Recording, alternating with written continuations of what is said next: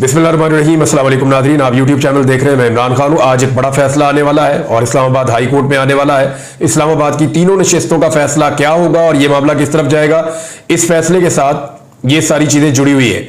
ये एहतशाम कियानी साहब है और उन्होंने इसके बारे में एक बड़ी जबरदस्त तहरीर लिखी है। उसमें जो फैक्ट्स हैं वो बड़े जबरदस्त तरीके से उन्होंने बताए। हुआ ये था कि 2 मई को पहली समाअत की थी जस्टिस तारिक महमूद जहांगीरी साहब ने, क्योंकि हाई कोर्ट के जो जज हैं और इलेक्शन कमीशन ऑफ पाकिस्तान में जो मामला सेटल नहीं होते वो पिटीशंस हाई कोर्ट के ट्रिब्यूनल में आ जाती हैं।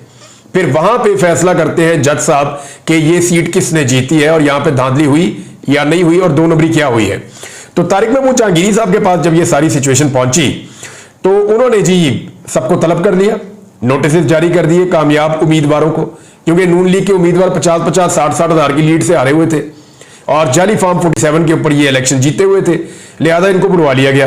अदालत ने बुलाया तो उनके तोते उड़ गए और साथ में अदालत ने ना सिर्फ नून लीग के उम्मीदवारों को बुलाया बल्कि आरओफ को भी बुला लिया, रिटर्निंग अफसरान को, और उन्हें कहा कि अगली पेशी के ऊपर आप असली फॉर्म 45 लेकर आएंगे। सारे ना सिर्फ लेकर आएंगे बल्कि साथ आप बयान हल्फी भी लेकर आएंगे और अगर किसी ने झूठ बोला या गलत बयानी की तो वो जेल जाएगा।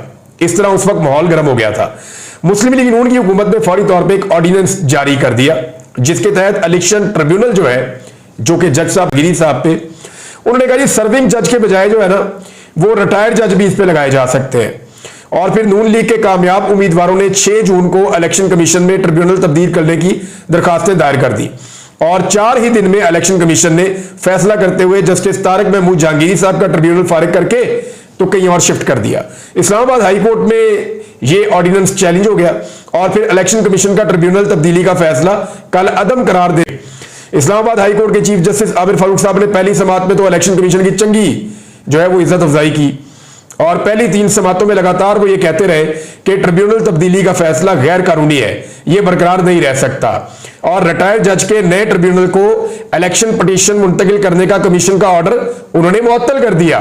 लेकिन केस का जल्दी फैसला नहीं हुआ बल्कि समाअतें चलती रही और तब तक ऑर्डिनेंस को पार्लियामेंट में पेश करके एक आबिर फारूक साहब की जो इस्लामाबाद हाई कोर्ट है उसने इस मामले को इतना लंबा किया कि वो जो ऑर्डिनेंस सदर ने पेश किया हुआ था, लेकर आए हुए थे, उन्होंने पार्लियामेंट के जरिए से उसका एक एक्ट बना दिया, उसकी जो सिचुएशन है वो तब्दील कर दी।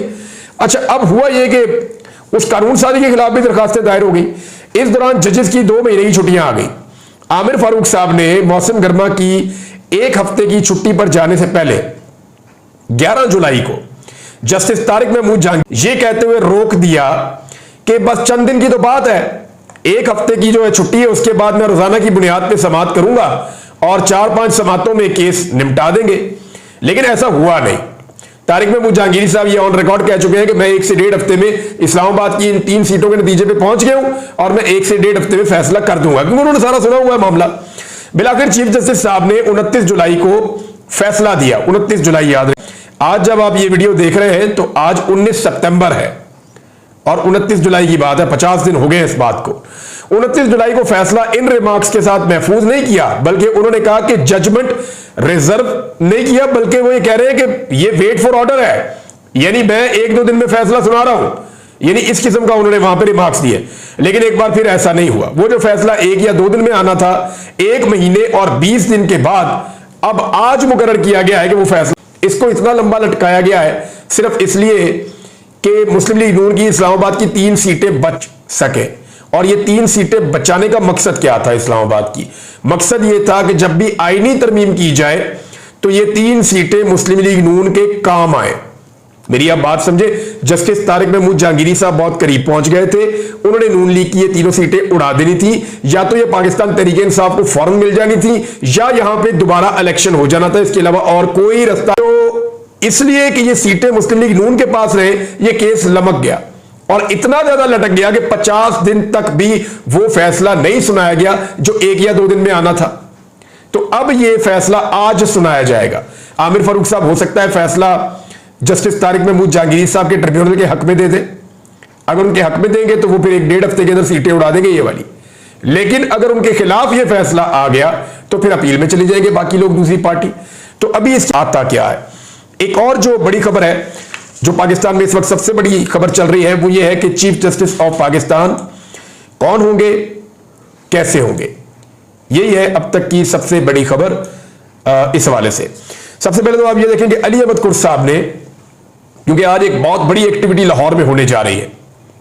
आज लाहौर में वकला की पूरे पाकिस्तान से जो तंजीमें हैं उनके मेंबर्स आ रहे हैं, सीनियर वकला इकट्ठे हो रहे हैं। पर आसमा जहांगीर ग्रुप से इस्तीफा दे दिया है और वो भी इसमें शामिल होने के लिए आ रहे हैं, क्योंकि आसमा जहांगीर ग्रुप वो रहा ही नहीं। एहसन भून साहब ने या तारड़ साहब ने बड़ी मादरत के साथ, ये बड़े अच्छे वकला हैं, लेकिन इन्होंने इसको नून लीग का एक विंग बना दिया। यानी जो आसमा जहांगीर ग्रुप था वो कभी भी किसी पॉलिटिकल पार्टी को नहीं, वो बल्कि नजरिए को सपोर्ट करता था। वो अपने एक नैरेटिव के साथ चलते थे। साहिबा के बाद उनका जो ग्रुप था आसमा जहांगीर ग्रुप, उसको एक पॉलिटिकल पार्टी की बी टीम बना दिया गया है और बहुत सारे वकला और भी परेशान है।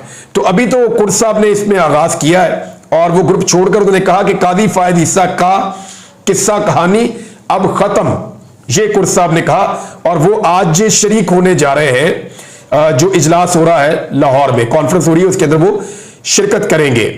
निसार चीमा साहब का ताल्लुक नून लीग से, वो क्या कह रहे हैं जरा सुन लें। आपको किस्मती से जो तरमीम की जा रही थी, इनका मकसद ये है कि सुप्रीम कोर्ट ऐसी हो जो हमारे हक में हो, चीफ जस्टिस हमारी मर्जी का हो, इलेक्शन कमीशन भी ऐसा हो जो हमारे हक में हो। ये जनाब सूरत हाल है। अच्छा, दूसरी तरफ पाकिस्तान तहरीक इंसाफ ने और अपोजिशन ने एक और प्रपोजल सामने रख दिया। उन्होंने कहा ठीक है जी, हुकूमत का हक है कि वो आईनी तरमीम करवाए मुल्क में, अगर वो आईनी तरमीम के लिए कंसेंसस पैदा करना चाहते हैं और अगर पाकिस्तान का कोई भला हो रहा है, आईनी कमीशन ने कहा। लेकिन उन्होंने एक शर्त रख दी और ये बड़ी टेक्निकल शर्त है। उन्होंने कहा जी आईनी तरमीम करने से पहले हुकूमत करे ये कि जस्टिस मंसूर अली शाह साहब का बतौर chief justice of Pakistan notification जारी कर दे, तो फिर हम आपके साथ इस शर्त की बुनियाद पे इसको आप पूरा करें, जस्टिस मंसूर अली शाह साहब का नोटिफिकेशन जारी करें चीफ जस्टिस ऑफ पाकिस्तान का, फिर हम आपके साथ मुज़ाकरात कर लेते हैं।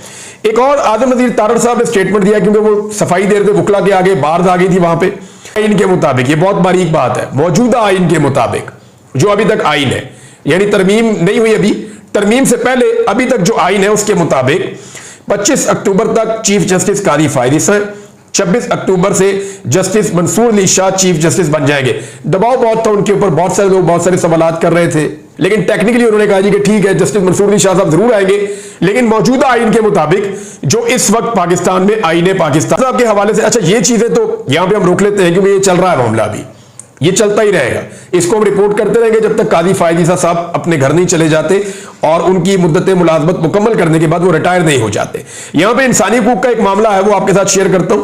अलीमा खान साहिबा ने अपने भाई के हवाले से कुछ बड़े इंपॉर्टेंट स्टेटमेंट्स दिए हैं, वो स्टेटमेंट जानना भी आपके लिए जरूरी है, वो भी मैं आपके सामने रखता हूं। अलीमा खान साहबा ने कहा कि इमरान खान को बच्चों से बात नहीं करवा बनता है, उनका ख्याल है इमरान खान ऐसे टूट जाएगा। पिछले 1 साल से इमरान खान नहीं टूट रहा और आगे भी नहीं टूटेगा। इमरान खान कहते हैं कि यह वक्त अल्लाह ताला ने मुझे तोहफे के तौर पर दिया है, मैं 1 मिनट भी जाया नहीं करूंगा, मैं इल्म हासिल कर रहा हूं, मैं सोच रहा हूं, हिकमत अमली बना रहा हूं, स्ट्रेटजी बना रहा हूं कि बाद में मुझे क्या करना है। ये अलीमा खान साहिबा ने कहा। अब इसके अलावा आप गौर करें तो जेल में से जो खबर आई थी वो ये थी कि इमरान खान साहब को 250 से ज्यादा किताबें फराहम की गई है। एक भंडार है इल्म का जिसको वो पढ़ रहे हैं, किताबों को पढ़ रहे हैं, और जो किताबें उनको मुहैया की गई हैं उनमें से मैंने कुछ किताबों के नाम पता किए हैं। तो ये बड़ी शानदार किताबें हैं, दुनिया के अंदर बेहतरीन बिकने वाली किताबें हैं और ये नॉलेज का भंडार है जो इमरान खान साहब किताबें पढ़ रहे हैं। ना सिर्फ वो किताबें पढ़ रहे हैं, कुरान पाक भी पढ़ रहे हैं, अहादीस भी पढ़ रहे हैं। मेरे ख्याल में वो अपना ज्यादा वक्त अपनी जिस्मानी फिटनेस और अपने आप को तैयार करने में गुजार, उन्होंने पाकिस्तान को किस तरफ लेकर जाना है और पाकिस्तानियों को किस तरफ उन्होंने तरकीब देनी है। तो इमरान खान साहब के लिए ये वक्त बजाय उन्होंने ज़ाया किया नवाज शरीफ की तरह या जरदारी साहब की तरह, या वो अस्पताल में पड़े रहे, उन्होंने इस टाइम को यूटिलाइज किया और इस पूरे साल के ऐसा लगता है कि एक एक मिनट को इमरान खान साहब ने अपनी तैयारी में इस्तेमाल किया है। एमनेस्टी इंटरनेशनल का एक स्टेटमेंट आया इमरान खान साहब को लेकर, यह भी बड़ा अहम है। उन्होंने कहा कि पाकिस्तान से इमरान खान साहब जाए, उन्होंने मुतालबा किया हुकूमत पाकिस्तान से कि बानी चेयरमैन पाकिस्तान तहरीक इंसाफ इमरान खान को फौरी तौर पर रिहा किया जाए। एमनेस्टी इंटरनेशनल के शाया करदा बयान में इदारे का कहना है कि इमरान खान की सजा के हवाले से बैनुल अक़वामी इंसानी हकूक के मेयारात के तहत कई मुनसिफाना ट्रायल की खिलाफ वर्जियों का पता चला है, यानी उनका ट्रायल ठीक नहीं हो रहा, जिसके नतीजे में इनकी मनमानी नजरबंदी हुई है। इदारे का कहना है कि इमरान खान को इनकी आजादी के हक से महरूम रखा जा रहा है। यही बात अक़वाम मुत्तहिदा से इंटरनेशनल का कहना है कि उसने इमरान खान के मुकदमात की अहम दस्तावेजात का जायजा लिया है और ट्रायल में शामिल वकला से बातचीत की है, जिससे पता चलता है कि इमरान खान को हिरासत में रखने और तमाम सियासी सरगर्मियों से दूर रखने के लिए कानूनी निजाम को हथियार के तौर पर इस्तेमाल किया जा रहा है। एमनेस्टी इंटरनेशनल ने पाकिस्तानी हुकाम से मुतालबा किया कि वो इमरान खान को सवाबदीदी प्री ट्रायल हिरासत से फौरी तौर पर रिहा करे। तहरीक इंसाफ ने भी इस हवाले से अपने ऑफिशियल ट्विटर अकाउंट पर ट्वीट किया और उन्हें सारी तफसीलात बताई। बहुत इंपॉर्टेंट है और इमरान खान साहब के लिए दुनिया भर से आवाज उठ रही है और बार बार उठ रही है। नाज़रीन, जो तरमीम करवाना चाह रही थी हुकूमत, वो तरमीम अब सबसे ज्यादा ऐसा लगता है पीपल्स पार्टी के गले में पड़ी हुई है। चंद सोर्सेज ने यह बताया कि बिलावल भुट्टो जरदारी के लोगों ने खुद राब्ता किया टीवी चैनल से कि बिलावल बात करना चाहते हैं, बिलावल का इंटरव्यू लिया जाए ताकि वो अपना डैमेज कंट्रोल कर सके। मिसाल के तौर पे बिलावल अब ये कह रहे हैं कि यानी एक बड़ी अजीब बात हो रही है, अपनी पार्टी पॉलिसी के खिलाफ कोई भी वोट दे सके, इसका हक होना चाहिए। तो ये बिलावल साहब, आप तो हॉर्स ट्रेडिंग का रास्ता खोल देंगे। आपको जब भी वोट चाहिए होंगे आप किसी भी पार्टी के बंदे तोड़ के वोट ले लेंगे, पैसा फेंकेंगे और वोट ले लेंगे। और कोई पार्टी तो इस काम में इतनी अच्छी है नहीं जितने जबरदस्त तरीके से ये काम बिलावल भुट्टो जरदारी की पार्टी करती है। और बिलावल भुट्टो जरदारी साहब के बारे में कामरान मुर्तजा साहब, जिनका ताल्लुक है JUIF से, उन्होंने कहा कि बिलावल ने कहा कि हमने तहफ़्फ़ुज़ात का इजहार किया कि ये कौन सा आईन आप लेकर आ गए, आर्टिकल 8 को आप छेड़ रहे हैं, बुनियादी इंसानी हुकूक को आप खत्म कर रहे हैं। तो बिलावल ने कहा बुरी है। तो फिर हमने बिलावल को कहा कि जनाब आपकी तो मजबूरी है, हमारी कोई मजबूरी नहीं है। आर्टिकल 8 पर वो कह रहे हैं जी हमें काफी तहफ़्फ़ुज़ात थे। तो बिलावल ने कहा जी हमारे पास कोई चारा नहीं है, हम इस सूरत हाल में मजबूर हैं। बिलावल ने यह भी कहा कि अगर हुकूमत के पास कोई 9 मई में इमरान खान साहब के मुलव्विस होने के सबूत है तो सामने लाना और कानूनी तौर पर आगे बढ़ना चाहिए। यानी कभी इधर को जाते हैं, कभी इधर को जाते हैं, उनको समझ नहीं आ रही, वो बहुत बुरी तरह फंस गए हैं। इन्हें अपने चेहरे पे जो जमहूरियत की मलमाकारी की हुई थी उसका ऐसा मुंह धुलवाया इमरान खान ने इस दफा, और जिस किस्म की ये तरमीम लेकर गलियों चौराहों में फिर रहे थे, लीडरों के घरों में चक्कर लगा रहे थे, इधर से बंदा उठा उधर से बंदा उठा, जो इन्होंने करतूत की है ना, ये कालक इनके ऊपर अब मली गई है। अब ये कभी अपने आप को जमहूरी साबित करने की कोशिश नहीं कर सकते जिस किस्म की तरमीम इन्होंने शारे दस्तूर पे पास करवाने की कोशिश की है। नाज़रीन, मैंने एक वीलॉग किया था और उसमें मैंने गलत शबीर कुरैशी साहब का, वो शबीर कुरैशी साहब नहीं है, ज़हूर कुरैशी साहब है। ज़हूर कुरैशी साहब ने पाकिस्तान तहरीक इंसाफ के उम्मीदवार को शिकस्त तो दी थी, लेकिन उन्होंने मुबारक ज़ेब की तरह वोट इमरान खान साहब के नाम पे मांगा था और उन्होंने अपने लोगों से वादा किया था जब भी मैं इलेक्शन जीतूंगा ये सीट इमरान खान साहब को गिफ्ट करूंगा। लेकिन ज़हूर कुरैशी साहब ने जो है वो पाकिस्तान तहरीक इंसाफ को ज्वाइन नहीं किया और वो आज़ाद हैसियत में आज भी मौजूद है। वही पाकिस्तान तहरीक इंसाफ के लिए खतरा है और ये लोग डेलिबरेटली अपने आप को इन्होंने आज़ाद रखा। ब्रिगेडियर असलम घुम्मन ये भी आजाद हैसियत में है, औरंगजेब खिच्ची ये भी आजाद हैसियत में है, साहिवाल से चौधरी उस्मान ये भी आजाद हैसियत में है और ज़हूर कुरैशी साहब ये भी आजाद हैसियत में है। शबीर कुरैशी में फिर तस्वीर कर दूं, मैं माजरत चाहता हूं आपसे। शबीर कुरैशी बड़े शानदार कारकुन है पाकिस्तान तहरीक इंसाफ के, इमरान खान साहब के लिए इन्होंने बड़ी मार खाई है, बड़ी कुर्बानियां दी है, तो ये बिल्कुल वो नहीं है, मेरी स्लिप ऑफ टंग ज़हूर कुरैशी साहब का नाम था। अब चौधरी इलियास साहब के मामले में मैं एक बात बड़ी आपको क्लियर कर दूं, ये आप देख ले, ये काफ लीग की लिस्ट है, ये काफ लीग के 4 MNA आपको नजर आ रहे हैं। इन पे जो सबसे ऊपर वाला MNA है काफ लीग का, ये चौधरी इलियास है। ये इमरान खान साहब के नाम के ऊपर वोट लिया और फिर लोटा बन के काफ लीग ज्वाइन कर ली और काफ लीग को अपना बयान हल्फी दे दिया।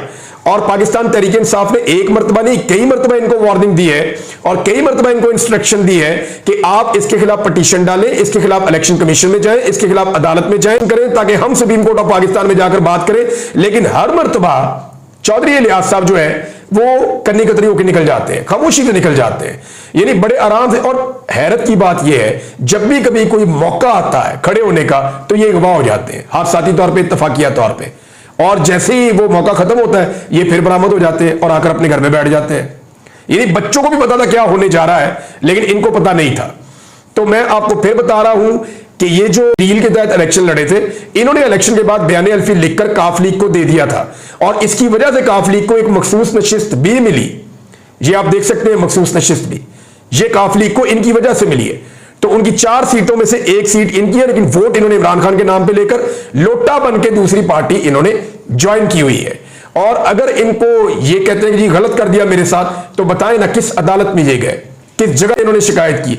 इनकी पार्टी इनको बार बार इंस्ट्रक्शन देती रही लेकिन ये हर दफा चुप करके निकल जाते हैं और बात को गोलमोल कर देते हैं। तो इन्होंने बयान अल्फी इमरान खान साहब को नहीं दिया, इन्होंने पाकिस्तान तहरीक इंसाफ के साथ और इमरान खान के साथ धोखा किया। अब तक के लिए इतनी, अपना ख्याल रखिएगा, अपने इस चैनल का भी। अल्लाह हाफिज।